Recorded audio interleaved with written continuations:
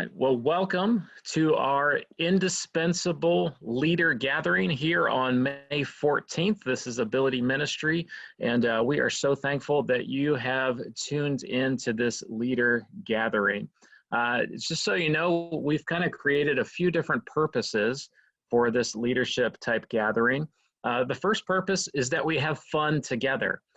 We were chatting a little bit before we went live here about how some of us are feeling some fatigue when it comes to all the online stuff that we're forced to do because of the current realities we're in. So number one, we want to have some fun today. We'll do some giveaways in the game here at the top to make it a little bit fun. Second thing that we want our Zoom indispensable leader gatherings to be is to be informative. We want to help you guys learn everything that you need to know to be able to effectively minister during this difficult time. The third thing we want this gathering to be is to be a forum. It's not going to be us giving you all the information. It's going to be you leading as well. So as a forum of leaders, you have a lot to say and a lot to share with the group. So there will always be a time where we will throw to you and ask you how you are leading so we can learn from each other. And fourthly, we just want to be able to network. We have a large job to do. The harvest is plentiful, but the workers are few, and we need to be able to lock arms together. So we want to be able to network together. A little bit about what we're planning as far as the frequency of these gatherings. We're planning on doing this on the second and fourth Thursdays of each month at noon Eastern. So if you can tune in, it's great. If you can't tune in, if you're going to miss for some reason, that's okay as well. We will be recording these and posting these on our Ability Ministry pages and our website, so you can always tune in later if you can't make it. In upcoming meetings, we're probably going to theme them out topically. So this is more of an introduction today, and just kind of a good get together where we can talk and kind of rub shoulders as leaders. But most of our upcoming ones will be themed topically. So if it's a special thing that you're interested in, definitely join in. And if you have topics that you'd like to see covered, we'd encourage you to let us know what topics you would like to see us cover, and we will definitely do that in the future. So that's kind of the purpose of the meeting and what we're going to be doing here. Got a few more people jumping on here. But I mentioned off the top that what we want this meeting to be is we want this meeting to be fun. We don't want to increase the Zoom fatigue that we're all feeling. So we're going to start off here with a little game. All right. And we're going to give you the opportunity to win. All right. I think I got it. Okay. All right. Bye-bye. All right. Very good.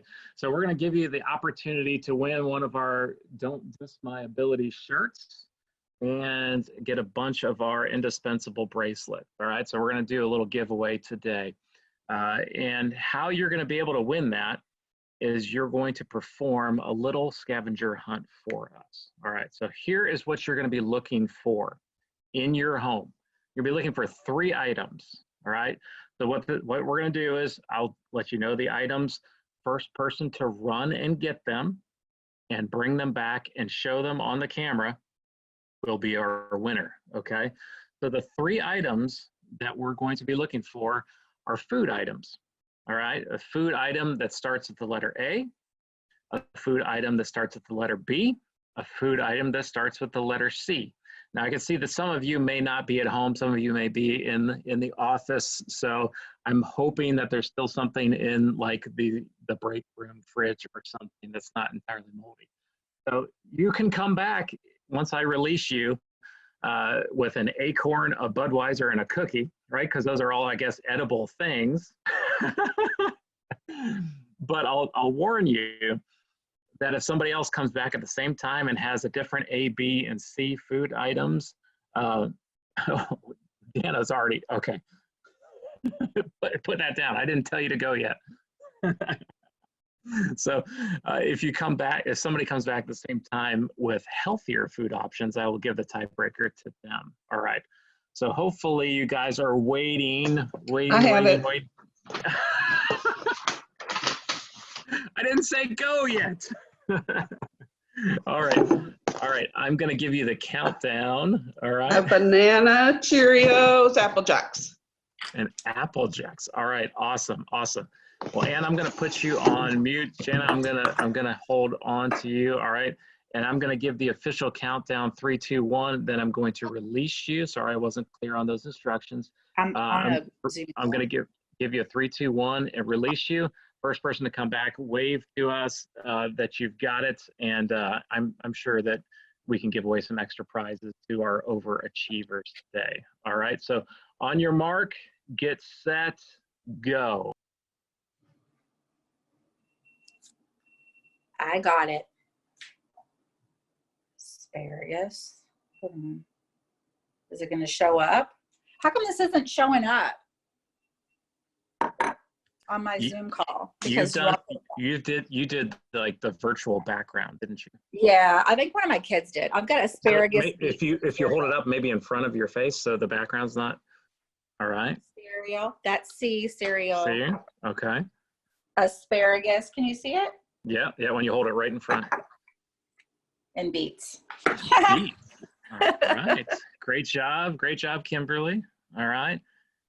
Who else has got it? All right. Ann got it, and Jana kind of got it first. Kim's showing us. Kim, what are you showing us? You've got Cheerios, a banana, and applesauce. All right. Nice. Very good. Anybody else coming back? Just got back. All right. To work. All right. Who else? Banana and chips. All right. Banana, chips, and what's the other thing? I don't have an A. Oh, don't have an A. All right. Good job, though, Joanna. Alexa, you got something? Butter. All right. Essential. Dark chocolate, because we're on keto. Very essential. And apples. And apples. Very nice. Awesome. Mary, what you got? Mary, I saw you holding up some Coke. Apple juice. Apple juice? Bottle caps. Oh, nice. And Coke. Nice. Very good. I don't win, but I had to have fun too, you know? Very good. Anybody else want to show off what they found? Yeah, I had my 5-year-old ran and got it for me. We got carrots, an apple, and bananas. So nice. He got that for me. Nice. Very good. Very healthy stuff. Good job, Wendy. Anybody else want to show off? Chewing gum. Chewing gum? All right. That's it? Cheerios. Okay, Cheerios. Chips. And the A's and the B's. Apple juice. All right. Apple juice. I don't have any B's. All right. Very good. All right. So something just a little fun to start off with. Jason, are we gonna say where are we at? Jana, good year. You were the first person to flash up those items that I said even before I even said go. So Jana, sorry. No, you're fine. It's fine. What I would like to do, Jana, is to award you with the shirt and the bracelets. All right. And so what I would like you to do, Jason is going to connect with you privately in the chat and collect some information for you so we can get that shipped out to you. You can let him know the size that you'd like for the shirt and everything. So you guys will connect over the chat. Thank you. So, very good. And you guys all did an awesome job. Obviously, depending on where you're meeting, probably made that a little bit easier than others. So there's actually a point to the fun little exercise that we did, and I'll get to that in just a little bit. But as we get going, I want to do kind of an informal survey of sorts with just a show of hands. And if you don't have your video on, you don't have to turn your video on for this. On the bottom bar of your Zoom thing there's a reactions button, so you can give a thumbs up, okay? So you can post a thumbs up even if you don't have your video on. So if you're gonna be answering yes, maybe give us a thumbs up for these questions. The first question that we just kind of want to do an informal survey is put your hand up if you are a paid staff, either part-time or full-time at your church. Hands up if you're a paid staff. So, all right, so we got about close to half there. All right, very good. And now put your hand up if you are a volunteer ministry leader at your church. All right, so about half and half. All right, so pretty good, pretty good. All right, next question. At your church, either before this whole pandemic mess started or during this mess, do you have an active disability ministry? All right, hands up if you've got an active disability ministry. All right, at your church. All right, very good. All right, now hands up if you're looking to start one. All right, so we have a couple people, all right, that don't have an active ministry and they're looking to start one. That's very good. All right, very good. All right.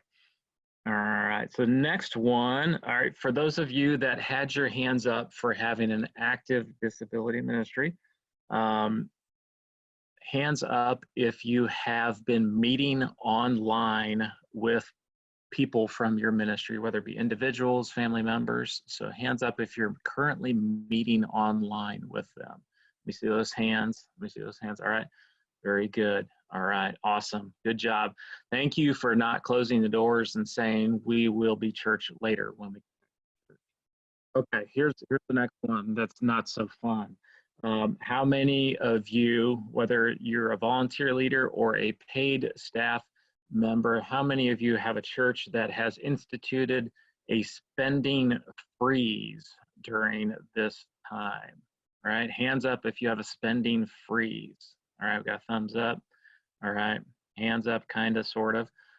Not so many for that. So still actively using budget money to be the church. So awesome. Okay, very good. I like seeing that. I like churches that definitely are able to continue to be active in that form. So, all right, very good. Thank you for those survey questions. Kind of gives us a better understanding and idea of where everybody's at.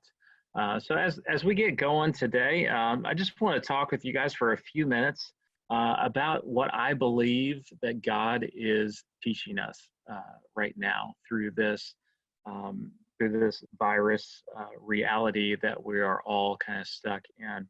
After I go through this short talk, I'm going to turn it over to you guys, and we'll talk a little bit about what you are doing, especially if you had your hand raised that said, hey, we've got an active ministry, we're still doing something. I want to hear from you guys to hear what you're doing so you can support each other and help each other learn how you can do ministry during this time. So what am I learning during this whole coronavirus thing that we're experiencing? I was recently reading and teaching a series of lessons at my church. We were teaching by Facebook Live for our adult class with disabilities. It was my month to teach last month, and we talked about having joy during times of crisis was one of the lessons that I taught. And I was teaching about the life of Joseph. And in the verse that is really the kind of slam dunk of the whole story is Genesis chapter 50, verse 20. And I know you guys are all pretty familiar with this, but I wanted to read it to you, and I think we'll post it in the chat as well.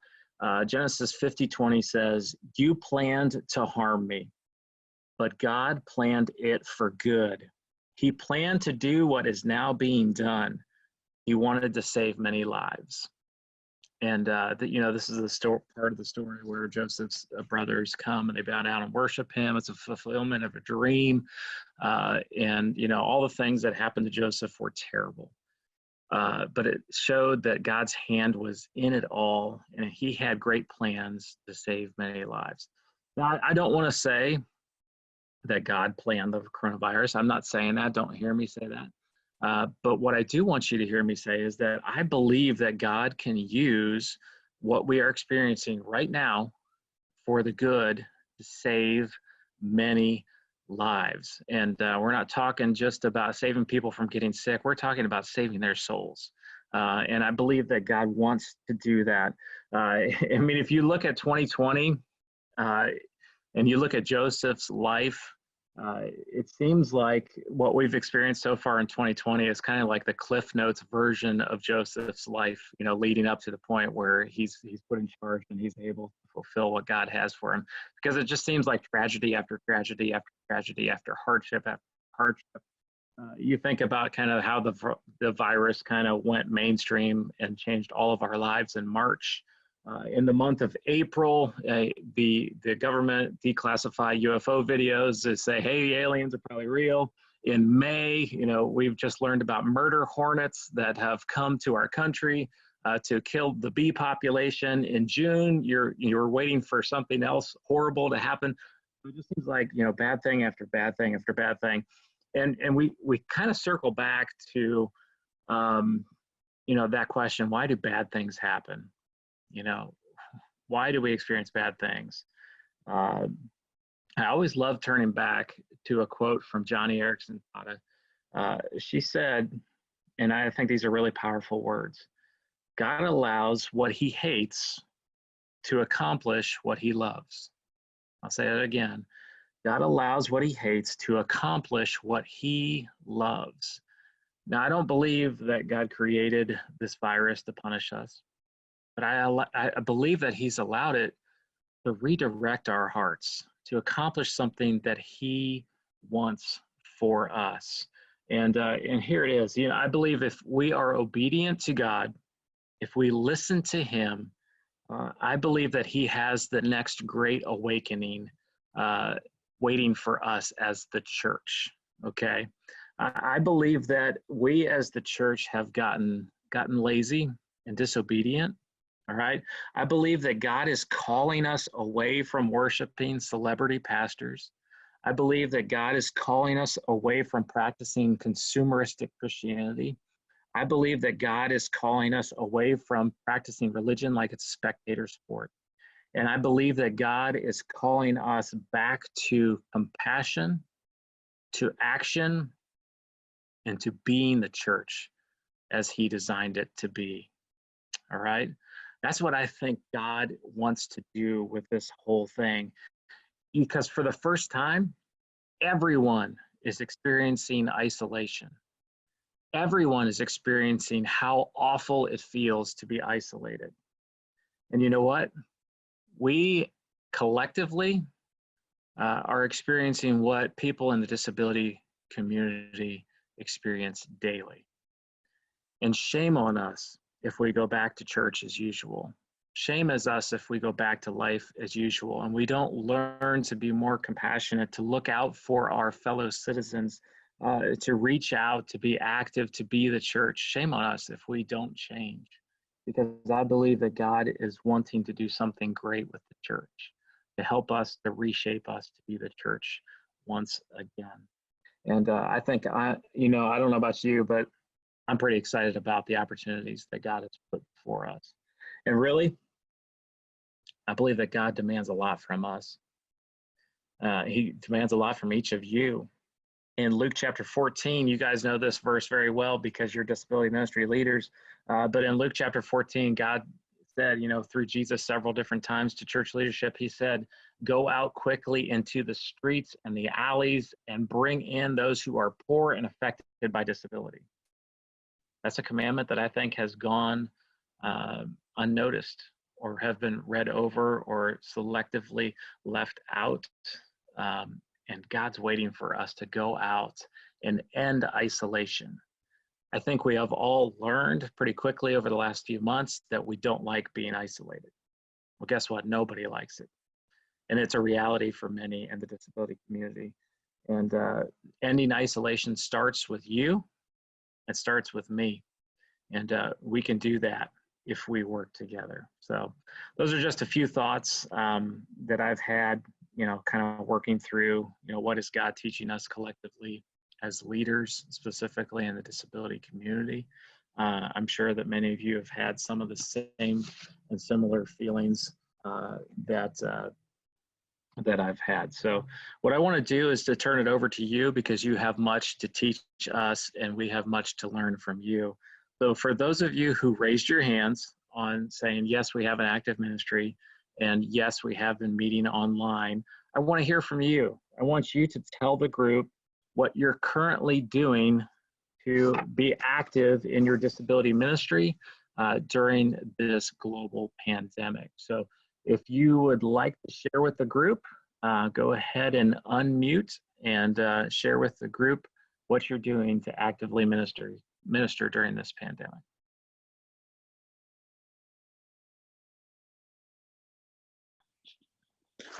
Hi, Ryan. I'll share. Thanks, Jennifer. Okay. Jennifer Ross, Church of the Resurrection in Leawood, Kansas, which is the middle of the United States.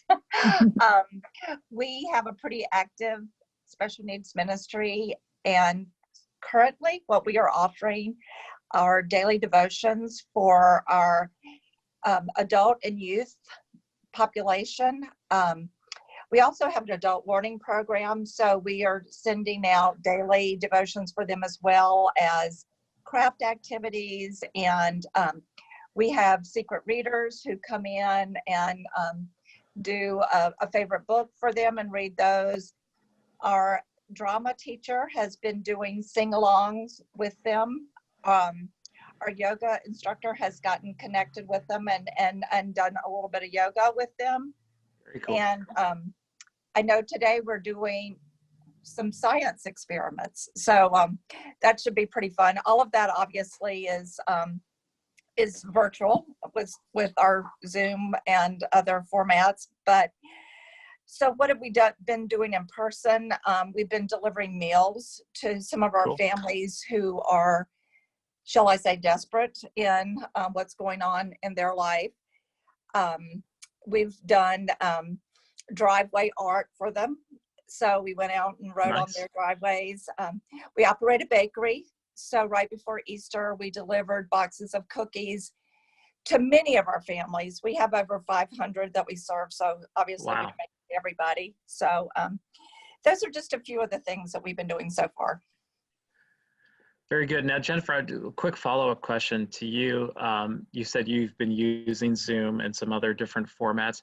What do you feel like the percentage of participation is? And you've got a very large ministry. About how much percentage-wise, if you could ballpark it, would you say are participating online with you? So I would say about, well, for our adult learning program, I'd say probably 50% are for Okay. that. Obviously, they're getting some help. Most of them couldn't figure it out themselves. Sure. For our youth and adults, I would say our adult Bible study has maybe about a 30% participation, youth about 10%. However, I then post everything on our Facebook page. That's a great and idea. I'm getting up to 100 views a day on some of those. So I know that those are being seen by other ministries around the country. So that's, yeah. That's great. And I think with our ministry at First Christian in Canton that I volunteer in, I think we've got about a 40% participation rate online. So I want to keep that in front of you as you think about it and as you hear about other people, what they're doing online, whether it's 30, 40, 50%, we still have a large number that we're not reaching. So I want us to think creatively how we are ministering to both populations, the people we are able to reach online and those that we can't reach out to online. So who else would like to share about kind of what they're doing? Thank you, Jennifer, for sharing that. I appreciate that. Ryan. Don't be shy. Write down ideas as people are sharing because there's some good stuff here. Hey, Ryan. Garrett. How are you, man? Good. How are you? Good. Hi, I'm Garrett. I'm on staff at Southeast Christian in Louisville, and we've started. We have about 7 active weekly meetings online each week. So it's basically sort of mirrors some of our weekend groups, whether it's, we've got a couple different adult groups and they're meeting online every week. We're doing a large ministry gathering each week on Sunday afternoons. We have a parents group that typically would meet on Sunday mornings in person. They're meeting online as well. And so there's 7 weekly groups that meet through Zoom. And then we've just started a couple of additional groups, a guys night and a girls night, which are groups that we were doing in person, like with the guys group. Jason's a part of this. We were doing bowling nights every few weeks with those guys. Well, we met last online with them, and we're going to do that every couple of weeks. And so it's been really good. I think it's helped build the community for a lot of our folks, or continue growing the community. Typically the structure is, a short devotional Bible scripture, just something very simple, sort of focus on the Lord, focus on how we can encourage one another in this unique time. And then depending on the size of the group, on our Sunday afternoon group, we'll have 30 or 40 folks on there, a mix of volunteers and adults, and some caregivers, and we'll split them up into breakouts and let them have prayer time in a smaller group. And so that's been really fun.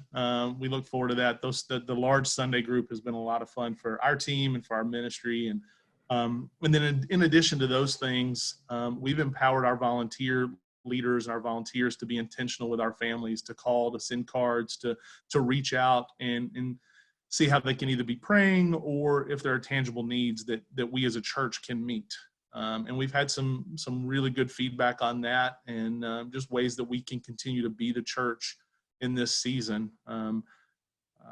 For the online stuff, we haven't gotten as much traction with some of our families with younger kids, because they're doing Zoom calls for school, and they're doing a school at home. I see Wendy shaking her head, and I saw she had a lot of friends in her picture earlier that she looked like she was probably teaching at home. But it's been more challenging for them. And so getting on Zoom calls, it goes back to that Zoom fatigue. And then over this past weekend, we as a ministry team and a couple volunteers went to a lot of our moms, and we focused on the younger moms with kiddos. We took them roses for Mother's Day and left them at their house. So just trying to find ways to love on our families and connect them and continue to be the church. And it's been fun. And Mary and Shelley can jump in. I may have forgotten something, but those are just a few of the ways we're doing it. Garrett, I love the fact that you guys are making phone calls, sending cards, dropping stuff off. I think there's something powerful about getting something in the mail, snail mail wise. I know there have been a couple times where my kids have gotten something either from a teacher or from the church, from youth group, or from different ministries that they volunteer in. And it's one thing to get a text message, but man, when you go to the mailbox and you got something that's handwritten with your name on it, that's powerful. And I love that. I love that, because that touches, people that you might not be able to reach online. So great. Yeah. Thank you for sharing, Garrett. Other things that people have been doing during this pandemic. This is Craig, and I'm with the College Experience Program. And so we we did complete the college year, but we switched everything, and we're on a Christian college campus. And we spent a lot of time doing distance, projects and things like that. None of ours, because our program is designed to be an inclusive community experience program in an on-campus world, we didn't really have lesson plans and things like that were designed to be done at home. So we spent a lot of time trying to connect people with community. We spent a lot of time, we learned to use, we found small group activities to be the most helpful. So we tried to distill it down to what are the most simple apps we could use and the ways we could interact. We latched onto an app called House Party, which was a lot of fun. And dealing with the fact that I'm dealing with college age students, many of them, even with disabilities that they have a facility with the technology that surprises me at times. But when we got into FaceTime and chats and things like that, it was really helpful for those who always struggle to text. If they can't spell well, their peer, or they struggle with the written word, they didn't struggle with getting on and interacting. And those with even a speech delay or speech disability did better. They did okay with because their friend could see their face and they could talk to each other, and that was a good thing. We worked hard to get the typical students at the college to, we did a lot of reaching out to them to get them to reach out to their friends And they were very overwhelmed, but they found it. Some of them got back to me, and I could tell they were really hard pressed to do it. But once they started doing it, they found it to be some of the most therapeutic part of their day, because they were so wrapped up in learning how to do it, distance education, and losing their community and being away from college where they wanted to be and having so many questions, that when they took a moment to pour into somebody else who had anxiety and fear as well, it really helped them process their own anxiety and fear a lot. But to testify to that phone call or that written card thing, I had one student who really capable at texting and things like that, but you can text him, he'd get back to you maybe, kind of thing. But I sent him a card. I took a moment to write him a letter and send him a card, and he texted me within, he opened it, read it, and texted me about getting that. He just reached out right away. So yeah, sometimes those different efforts we try for different people are super important. But I think probably the thing that I found the most the best was watching my I don't really like to refer to them as volunteers, but our friends who are on campus who've chosen to invest their lives in others, was how they benefited from continuing to build those connections, and how important that has been to them over the past 6 weeks. That's great. Craig, thank you for sharing that. One thing that jumped out to me that you said is you did some research on different apps that you've used with your group. I think you mentioned House Party. If you could kind of multitask for me, because I think a lot of people would benefit from using some of those same apps. If you don't mind throwing some of those in the chat section, so that way people can kind of grab those, I think that would be helpful for the group. All right, cool. Thank you, Craig. Appreciate that. I love hearing the stories. And you're right. One of the other things that you mentioned was kind of the mental health piece of this. That's probably the second wave of major things that our church is going to deal with beyond just the ramifications of the virus. What is this having to do with the mental health on all of us? So any other examples of ministry that you're actively doing during this pandemic? Because this doesn't mean that we stop doing ministry or pause or wait till it's over to do ministry. And I love hearing examples of what you're doing. So I could share a little bit about what we're doing here in South Florida. We go to a pretty large sized church that has a main campus that we do not attend there. We attend at one of the satellite campuses, which is a much smaller campus. So my husband and I serve and volunteer and come alongside the families who are at our campus who have kids with disabilities. We do have an identified disability program at our church.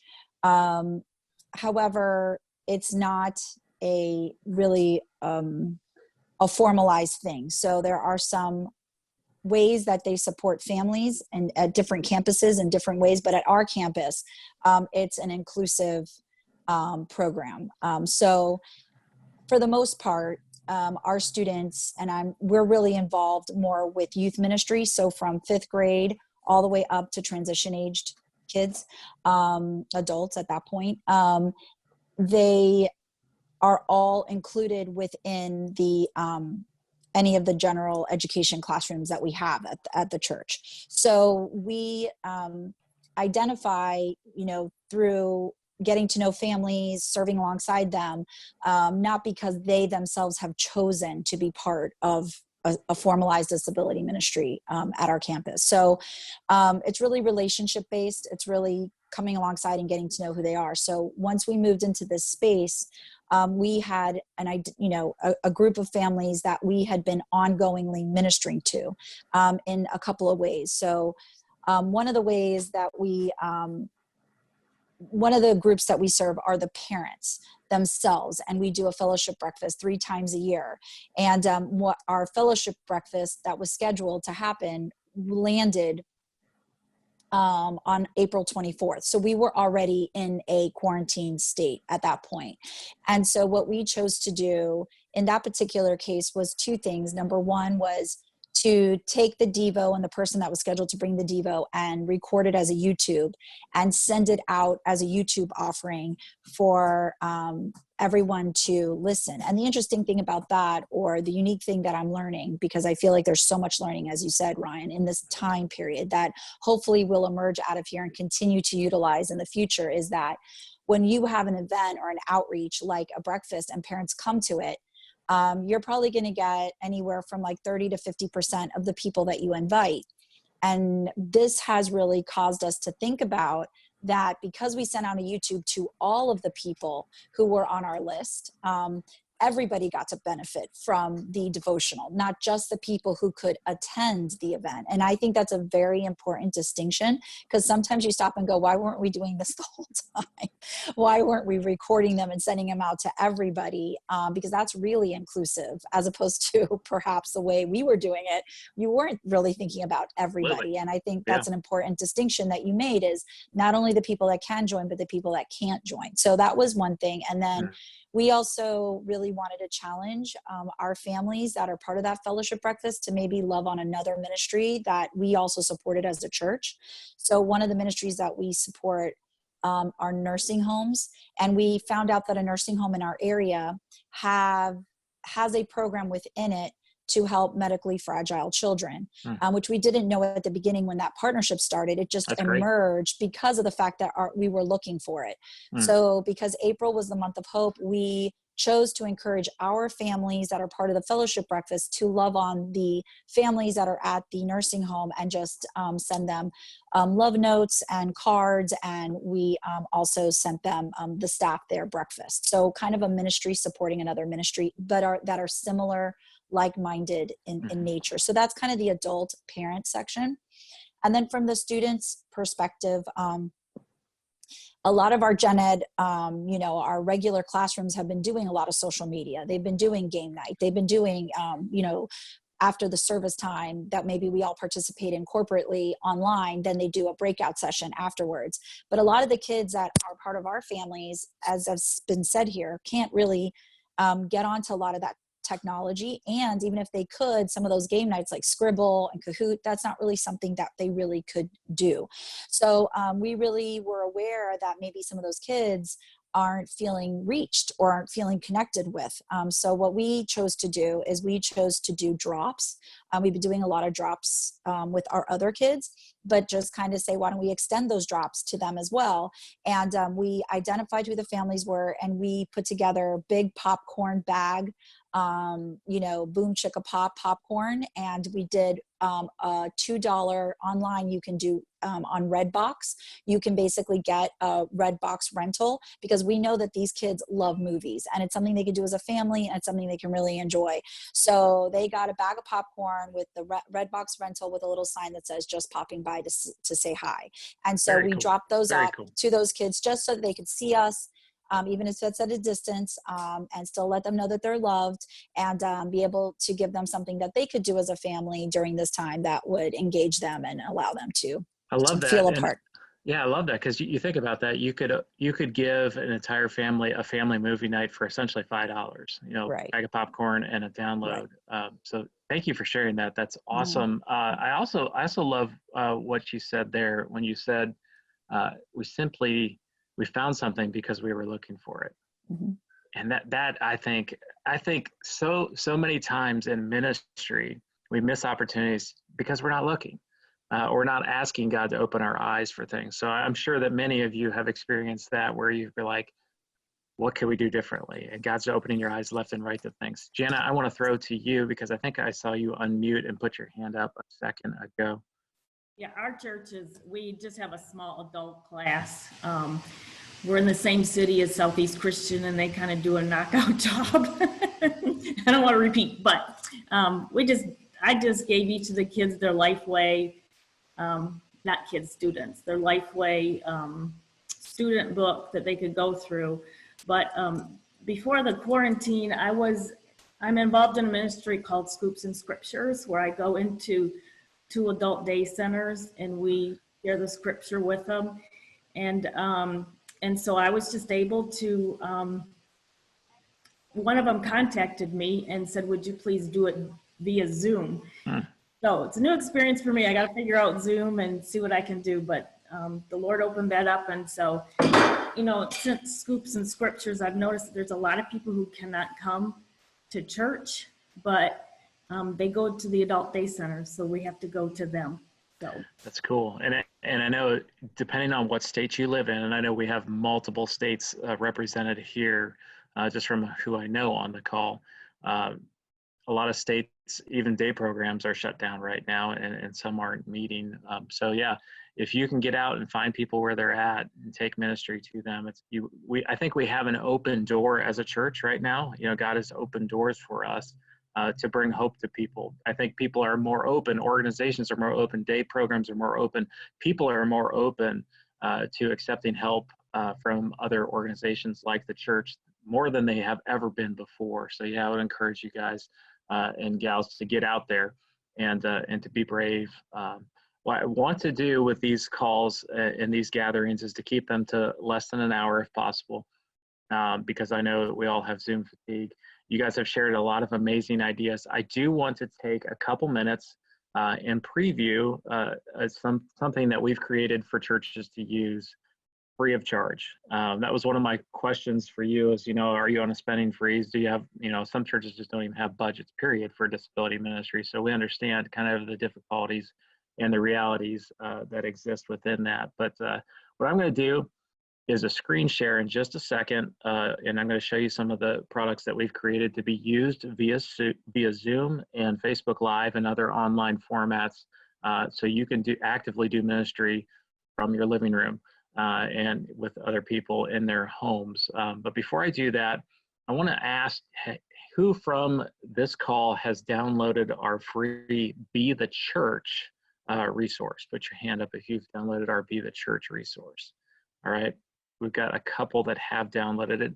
If you haven't, Jason will drop the link to the Be the Church resource in the chat section, so you can download that for free. What I'm going to preview for you, though, is our Be Healthy series of lessons that we've created to be used online. And this is kind of the follow-up to the Be the Church, and we just released it yesterday. So you'll be seeing this kind of before anybody else does, and have an opportunity to download this awesome resource for free to use with your groups. So hopefully you're seeing the screen share now. Kind of give me a nod if you're seeing the screen share now. And what I'm going to do is hit that. All right. So you'll see in this resource that there's a lot of different things. We can't obviously show you everything all on one screen, but we'll give you enough to get your ADD going a little crazy here as you look on the screen. You'll see that if you download one of these lesson packages, we've kind of shifted, and we've done as a ministry like every other church has done, and we've shifted our content that we created for churches to use in the church to using them in their online reality that they're stuck in. So if you were to download this Be Healthy or the Be the Church series that we previously released, you would get a bunch of printables. One of the printables that you would get would be a leader's guide that would kind of talk you through each of the week's lessons. One of the things that you would get would be a sample schedule. So basically how to schedule out an online meeting. You would get a printable for the monthly memory verse so people can put those on their refrigerators. You would also get a coloring sheet. In this series, you would get an additional download that's called 12 Be Healthy Ideas. So giving people ideas on how they can be healthy. You would also get a free set of ability ministry resources to go along with that. And one thing that you can see on the screen in the upper right-hand corner is the Be Healthy weekly chart. And this is meant to be used by everybody on a daily basis. I know it's a little small, kind of hard to read. But basically it's a weekly chart with multiple categories that you can check whether or not you have done the activities. The activities relate back to things that are taught in the video. In addition to the printable stuff that you get in the download, you also get 4 video lessons that I teach. And you're seeing kind of one of those kind of roll through there on the left side of your screen. where I'm teaching a lesson on what it means to be healthy. We're focusing on 4 different areas. We're focusing on emotional health, spiritual health, mental health, and physical health. I think one of the things that we tend to give up on pretty easily is our own personal health, especially when we're trying to take care of other people. But we recognize that we can't love God with all of our heart, soul, mind, and strength unless we're healthy with all of our heart, mind, soul, and strength. So we've created a lot of different resources to make this a really practical series that can be used with your groups online. And in addition to the weekly lessons that you've got on video, we give you discussion questions that you can use with your group online. After the lesson is over, we give you activities. The little ABC kind of food scavenger hunt thing that we did at the top is essentially an example of a fun idea that you can do to kick off your meeting together. So if you're talking about eating healthy, you can tell them to go find healthy foods to kind of get people actively involved in what you're doing online. But there was a purpose to that fun game that we did kind of off the top. So the last thing that's also included is a 5th video. The 5th video is me teaching the memory verse and sign language. So you can post that online so people can practice that and can learn that. One thing I also forgot to mention that's included in the download is we've created social media graphics that you can just download and use as you promote this as a ministry. So it should be everything that you would need to have 4 weeks of content to use with your groups. And hopefully a lot of these things would continue to be useful, especially the Be Healthy weekly chart.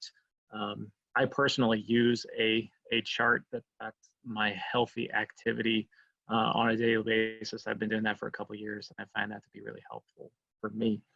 So we wanted to kind of tailor that for everybody to use. So I would encourage you all to download that for free. Again, Jason will put that in the link. I'm going to stop the screen share here for a second and come back. So you can see the link in the chat, the Be Healthy free download. Jason has also posted the Be the Church download, and it's set up the same way as the series that we just previewed for you, except for the focus of that is teaching people how they can be the church while experiencing lockdown.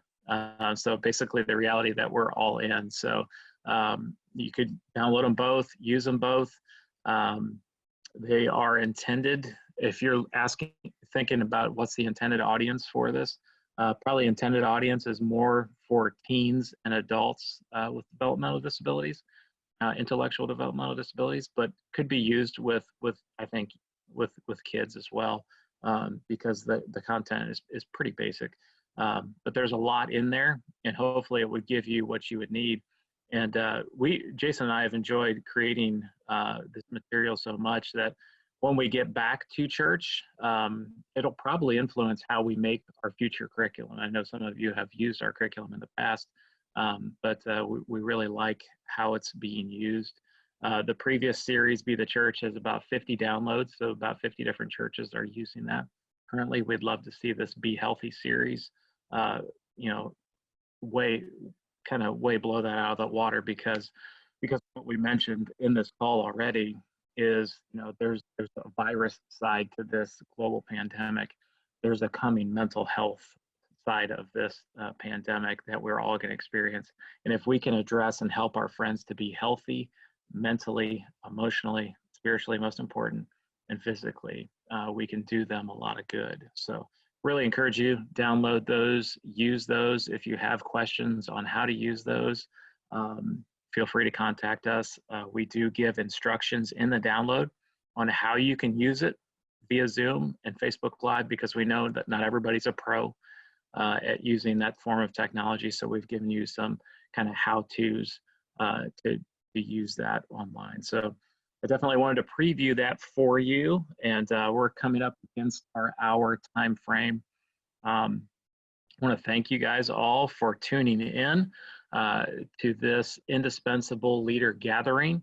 I want to let you know again, we're planning on having these leadership gatherings on the 2nd and 4th Thursdays of every month. noon Eastern time. Like I said, in the future, they will be topic related. I'm excited to announce that Wendy from Traders Point, Wendy, give us a wave. All right. Wendy from Traders Point will kind of be our expert on the panel on the 28th, so in 2 weeks. And the topic that she's going to kind of talk us through is partnering with parents. And I think it's such a huge, huge thing.